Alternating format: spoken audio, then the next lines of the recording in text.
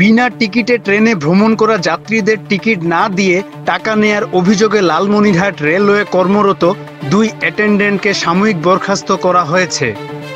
সম্প্রতি ঘুষ নেয়ার একটি ভিডিও সামাজিক যোগাযোগ মাধ্যমে ফেসবুকে ভাইরাল হয়। পরে অভিযুক্তদের বিষয়ে 2 সদস্যের একটি তদন্ত কমিটি গঠন করে রেল বিভাগ। ভিডিওতে দেখা যায় গত 19শে নভেম্বর ঢাকা থেকে ছেড়ে আসা রংপুর এক্সপ্রেস নামে একটি আন্তঃনগর ট্রেনে ইউনিফর্ম পরিহিত 2 পরিচর্যক বিনা টিকিটের যাত্রীদের কাছ থেকে দরদাম করে টাকা নিচ্ছেন। এ ঘটনার ভিডিও একজন যাত্রী তার মোবাইল ফোনে ধারণ করেন।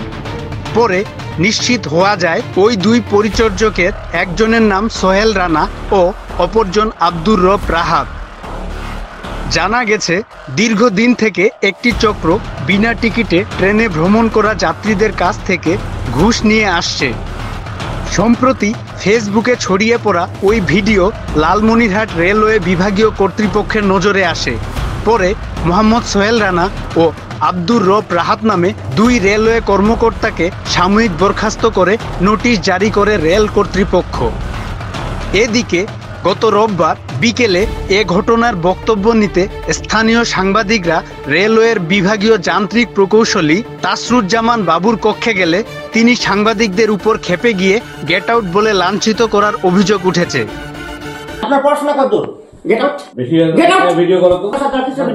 লাঞ্ছিতের শিকার ওই 3 সাংবাদিক হলেন ঢাকা পোস্ট ও খোলা কাগজের প্রতিনিধি নেয়াজ আহমেদ শিপন, ঢাকা ট্রিবিউনের মহসিন ইসলাম শাওন ও দূরবীন নিউজের জুবায়ের আহমেদ খান।